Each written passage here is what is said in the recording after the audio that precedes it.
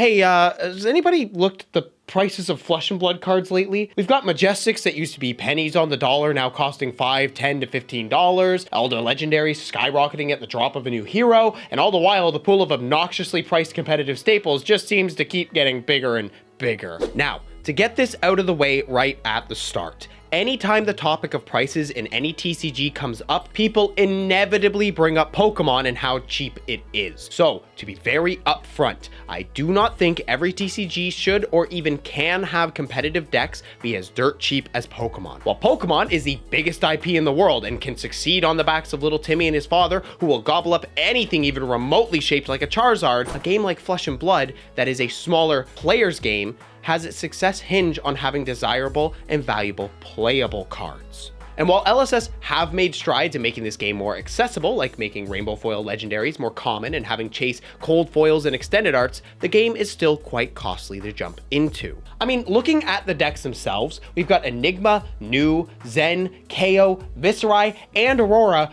all around $1,000 plus. And the Florian deck that I made a video on not too long ago, according to February, it's at almost 1,700 USD for a deck that's like B tier at best. That is 2,400 Canadian, so I swear to God, no one tell my girlfriend. Listen, it's no secret to anyone that the price of playing Flesh and Blood, especially starting to get into the game, has gotten pretty expensive. And while this obviously comes with some problems, there are positive things about it too. And so in this video, I just want to have a chat about the price of the game, going over the good, the bad, and what I think could be possible solutions to the game's biggest offenders. So let's get into it. And I just want to say, if you've come here hoping to hear me demand that every card be reprinted until nothing is over $5, well then you're about to be very angry for the rest of this video. So make sure you sound off in the comments and share this to other people to get them mad too. Daddy needs that sweet, sweet ad revenue. To say that expensive cards in any way, shape, or form is a good thing for a TCG is basically sacrilege here on the internet, but I'm willing to bear this cross. See, the prices in a game operate in the same way any market does: supply and demand. If supply outweighs demand, prices are dirt cheap. If the demand outweighs the supply, the prices are expensive. And considering prices have been going up in this game across the board, I think it's very fair to say that this is a good indication that the demand for the game is increasing, aka the game is growing. More players are jumping in, buying up cards, and building decks. And considering this is something everyone has wanted, this is a very positive sign. Of course, it has a catch-22, that being that the more new players enter, the harder it gets for even more people to do so. There is a hard limit to the supply of cards, and not every set was as bountifully printed as Tales of Aria. On top of that, something that was pointed out by a friend and fellow content creator here on YouTube, Andrew, better known as Dice Commando, there's been some good signs that it's not just competitive play that's seeing growth. As he pointed out, if you look at Rosetta, both Felling of the Crown and Plow Under are obnoxiously expensive cards, despite none of the Earth heroes being at the top of the meta right now. In fact, if we go to TCG Player and sort by the best-selling Majestics, we can get a good idea of what I think are 4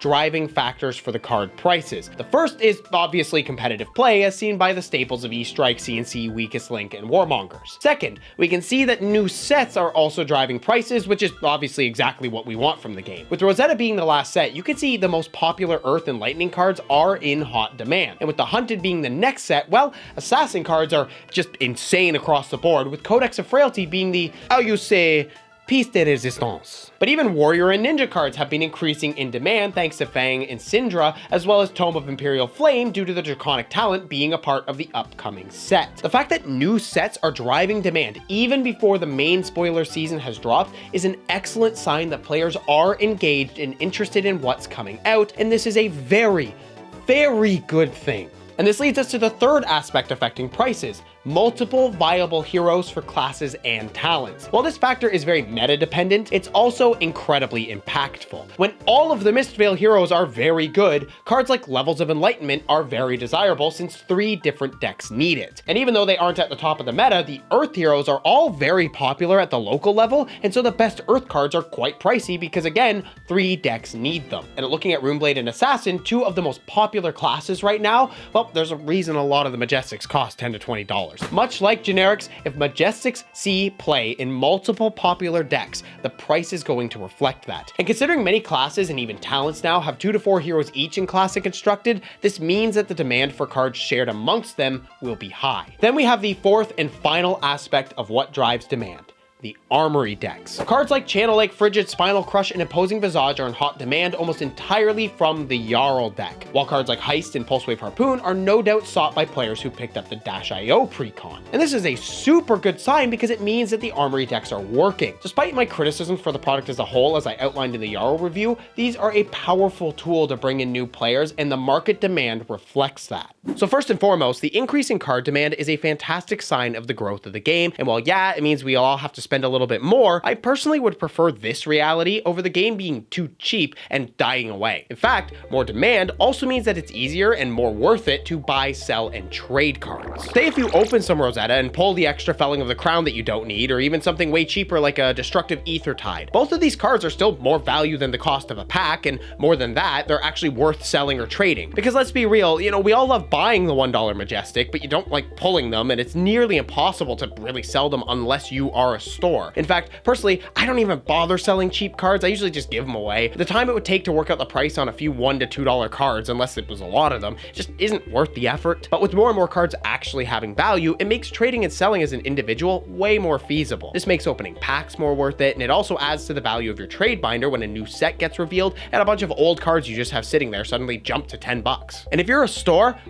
I could only imagine how happy store owners have been with Flesh and Blood's prices this past year. I remember back during the Monarch, Tales, and Everfest era when demand was sky high in every TCG, including Fab, and then that bubble popped and the market crashed. Prices tanked across the board, and stores were left holding the bags of worthless boxes no one wanted to buy and dirt cheap singles no one needed. Then all of last year, in 2023, we were going through that powering down period of the game, and so demand for the new sets was also pretty low since the new heroes just couldn't stand up to the likes of Oldhim, Lexi, Iyslander, and Dromai. This all culminated in a fairly weak market, and a lot of cards were pretty damn cheap, excluding the most in-demand competitive cards. This means that, as a store, it was way harder to make money on the game. Demand for boxes was low, and even if you cracked those boxes, it was hard to make much money outside of a few key hits, for example, Codex of Frailty and Outsiders. However, ever since Heavy Hitters, things have been a lot better, with multiple Majestics having $10 to $20 in value, Legendaries also still carrying $30 to $60 for the Rainbow foils and more for the Cold foils, as well as Marvel Heroes. It's all culminated into sets being far more valuable across the board, meaning that if you're a store or seller, opening boxes and selling the singles is more lucrative than ever. And considering stores need to make money from Flesh and Blood in order to justify even carrying it, this is a very good thing. Plus, we want more stores being incentivized to open the boxes and sell the singles. I don't want to have to crack 8 boxes just to get my play sets of cards, and I bet most of you don't either. In fact, one of the factors of accessibility that isn't mentioned nearly as much as the price of the cards themselves is just the availability of them. It doesn't matter if a card is 50 cents or $50 if there's no one that has extra copies to sell. Admittedly though, this is an issue that differs depending on where you are in the world. In America, for example, you have a bunch of big stores and TCG Player on top of your locals and buying from places like Facebook or Discord. However, here in Canada, it's not nearly as easy to find everything you need from stores, and you're almost always either forced to buy from the States or overseas or find stuff from Discord. And while sure, a lot of us do that, it does act as a barrier to entry for new players because even if someone's willing to spend the money, they might not want to spend the time looking for the cards. And so the more stores that slowly but surely start to see the value in opening boxes and selling the singles due to a very healthy market means more places to buy cards from, which will only be a huge benefit to the game and players overall. So all in all, card prices being higher across the board does have some huge benefits. As players, it makes your own collection worth more, and it makes it far more worth it to purchase boxes and engage with the market, even if it's just trading stuff to build your decks. It also allows you to sell your cards if you want to switch decks or even move on from Flesh and Blood, which is something I'm sure people who spent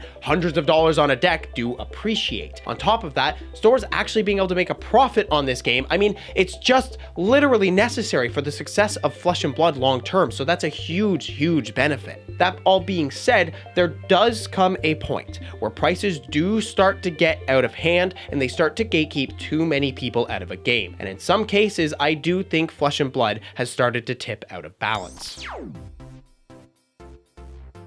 All right, let's just say it. Codex of Frailty, Command and Conquer, Enlightened Strike, Warmonger's Diplomacy, Weakest Link. Yeah, these are some of the cards that are getting beyond obnoxious. As I had just laid out, card prices across the board are going up, making the core of any semi-popular deck cost a couple $100 just to start. Then you add on the legendaries, many of which are pretty reasonable, but others, namely the older ones, can still be up and over $100 a piece. And after you've got all that, well, if you want to play the most powerful versions of your deck, I hope you have an extra, I don't know, like $300 to $700 for the staple Majestics. See, here's the thing. Back in the day, you used to be able to tell people to just skip a couple legendaries, don't worry about CNC, E-Strike, or Art of War, and you could build basically the rest of any deck for what, like $100 or so? Most Majestics, outside of the few staples, were dirt cheap. Like, we're talking a couple bucks each kind of cheap. This meant that new players could get most of the power of their deck for a very affordable price, and then work their way up to a Tunic or their playset of Command & Conquers. However, with so many Majestics now costing $10, $15, $20, sometimes upwards of $50, you just can't build a cheap core to a deck anymore. Even decks like Dash.io, who's one of the cheapest overall competitive heroes, still costs a couple hundred for her core. The only reason her deck is only about $400 to $500 instead of $1,000 plus is because she doesn't use things like Command & Conquer or Warmonger's Diplomacy. And it's the staple cards that I personally think are the biggest offenders here. See, once upon a time, legendaries were the big talk when it came to price. And while yes, we have some more expensive ones still in the game, a lot of them are the older ones with less supply to go around. Nowadays, the rainbow foils are typically pretty affordable at $30 to $60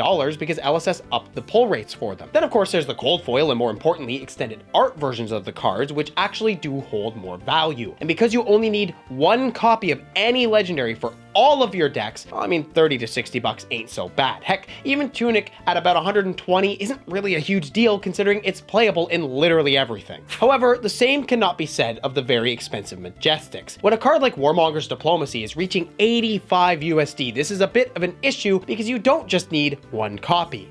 You need 3. I know, what's that? You're playing Assassin where you need CNC, Warmongers, and Codex of Frailty? Well, I know you just spent like $300 on all the $15 to $20 class Majestics, but you're gonna need to fork over another $285 for CNC, $255 for Mongers, and $240 for the Codexes, and that's if you can find the cheapest versions of them. So that's roughly $780 USD at the cheapest for 9 cards. So you could argue that with Flesh and Blood being a mostly non-rotating game, this is fine. These are staples and you can use them basically forever. And I do agree that this is an amazing argument for cards actually retaining value. However, I do think things are getting out of hand and we are reaching a point where the cost is becoming quite prohibitive. The way that I look at it, if you're gonna ask players to spend $300 to $400 on the core of their deck and the legendaries, and then ask for another $500 plus for 2 to 3 playsets of staples, that does get to be quite a big ask. And I'm sure that most of us have talked to multiple people who are interested in Flesh and Blood, or maybe they even play a little thanks to the armory decks, but the price of some of these cards does keep them from wanting to get really into the game. I mean, heck, even if they start with an armory deck like Jarl, it's still gonna cost them like $100 to $150 just for the main Majestic upgrades. I mean,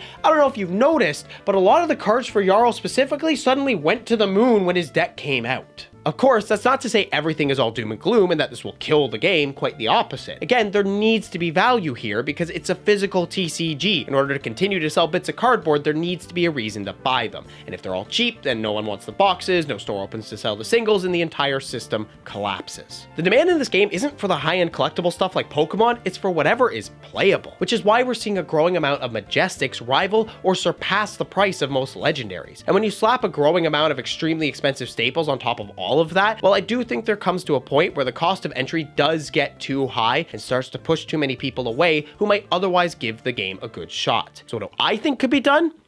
Well,